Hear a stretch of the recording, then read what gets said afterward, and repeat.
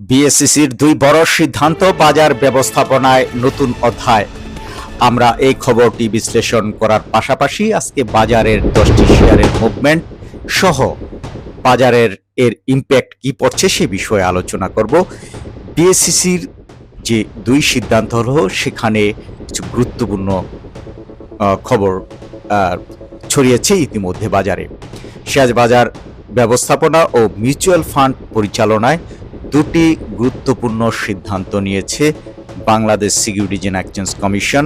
একদিকে বাজার নিয়ন্ত্রণে ঢাকা স্টক এক্সচেঞ্জ ও চট্টগ্রাম স্টক এক্সচেঞ্জকে আরও স্বাধীনতা দেওয়া হয়েছে, অন্যদিকে বেমেয়াদি মিউচুয়াল ফান্ডের ক্ষেত্রে বাধ্যতামূলক লভ্যাংশ বিতরণের বিধান শিথিল করে মুনাফা পুনঃবিনিয়োগের সুযোগ দেওয়া হয়েছে।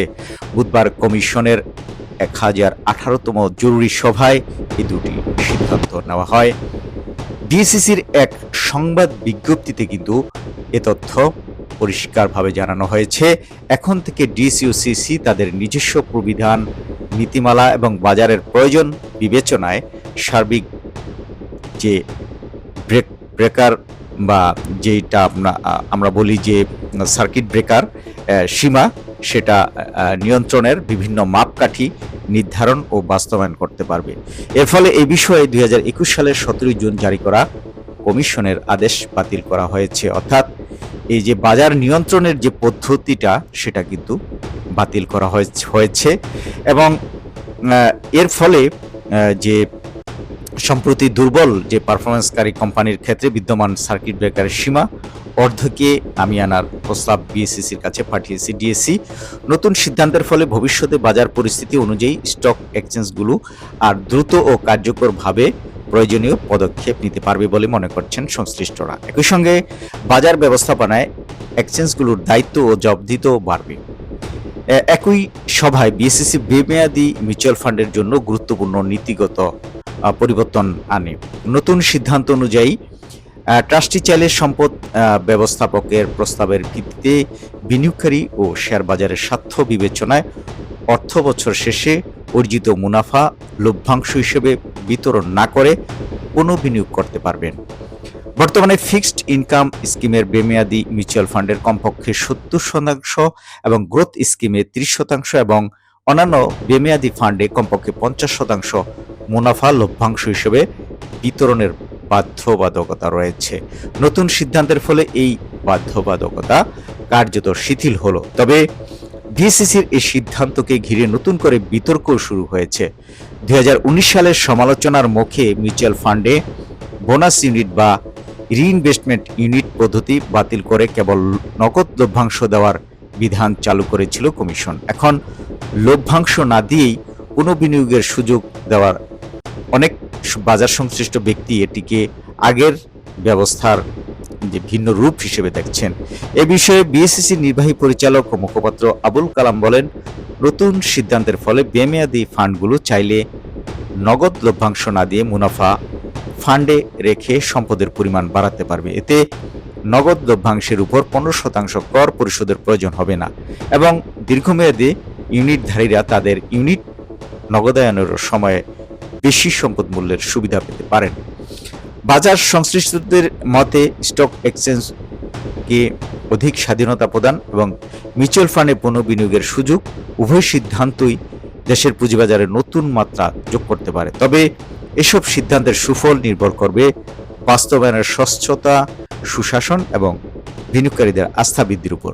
তবে আমরা বাজারে দেখছি যে এর ফলে কিন্তু বাজারে একটা নেগেটিভ ইম্প্যাক্ট পড়েছে।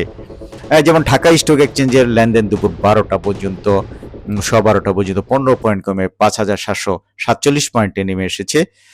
তারপরে লেনদেন কিন্তু 787 কোটি টাকায় দাঁড়িয়েছে, যদিও লেনদেনের পরিমাণ মোটামুটি ঠিক আছে। এ সত্ত্বেও 179টির বেড়েছে, 143টির দর কমেছে এবং 70টি প্রতিষ্ঠানের দর রয়েছে অপরিবর্তিত। আগের কার্যদিবসে যেখানে 1,573 কোটি টাকার লেনদেন হয়েছিল, সূচক বেড়েছিল 40 পয়েন্ট। সেখানে দেখা যাচ্ছে যে এই বাজারে এই দুটি খবরের প্রভাবেই কিন্তু পড়েছে বাজারে।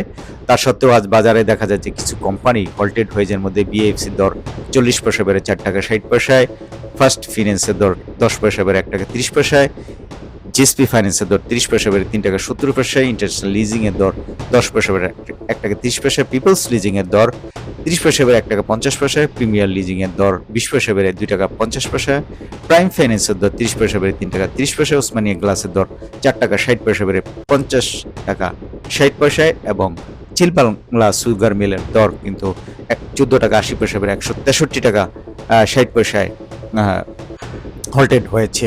অন্যদিকে আজ বেশ যেসব প্রতিষ্ঠান পজিটিভ মুভমেন্টে রয়েছে তার মধ্যে প্রথমেই রয়েছে বেক্সিমকো ফার্মা। বেক্সিমকো ফার্মা নিয়ে বেশ পজিটিভ একটি খবর ছিল, যেটা আমরা আগের ভিডিওতে জানিয়েছিলাম এবং তার প্রভাব কিন্তু দেখা যাচ্ছে বাজার দরেও। গত 30 দিনে 18.60% পজিটিভ রিটার্ন পেয়েছেন বিনিয়োগকারী। 145 টাকা 40 পয়সা দরে আজ সর্বশেষ লেনদেন হচ্ছে। তারপরে ধারাবাহিকভাবে রয়েছে তিতাস গ্যাস, তারপরে এশিয়াটিক ল্যাব, তারপর রয়েছে চতুর্থ নম্বরে রয়েছে শার্প ইন্ডাস্ট্রিজ। গত 30 দিনে দেখেন 34.50% এটা প্রফিট দিয়েছে বিনিয়োগকারীদের। তারপরে হচ্ছে বিএসআর লিমিটেড এবং বিএসআর স্টিল, গতকালও কিন্তু এই দুটি প্রতিষ্ঠানের দর বেড়েছিল। তারপরে আইসিবি, তারপরে শাইনপুকুর সিরামিক, এরপর আছে ন্যাশনাল হাউজিং ফিন্যান্স। এই প্রতিষ্ঠানটিও দেখেন নীরবে প্রফিট দিয়ে যাচ্ছে, 26.10% প্রফিট দিচ্ছে গত এক মাসে এবং 31 টাকা 40 পয়সা দরে আজ সর্বশেষ লেনদেন হচ্ছে, যদি পি রেশিও অনেক হাই রিস্ক প্রতিষ্ঠানটির। এরপর রয়েছে সামিট পাওয়ার, শেষে লঙ্কা বাংলা ফিন্যান্স। sharebusiness24.com এর সঙ্গে থাকার জন্য ধন্যবাদ। আশা করছি এ ধরনের তথ্য এবং নিউজ নিয়ে যাদের আগ্রহ এবং যারা শেয়ার বাজারে নিয়মিত আপডেট রাখতে চান তারা চ্যানেলটি সাবস্ক্রাইব করে পাশে থাকবেন, শেয়ার করবেন, লাইক কমেন্টস দিয়ে জানাবেন এ ধরনের তথ্য আপনারা আরো জানতে চান কিনা। ধন্যবাদ।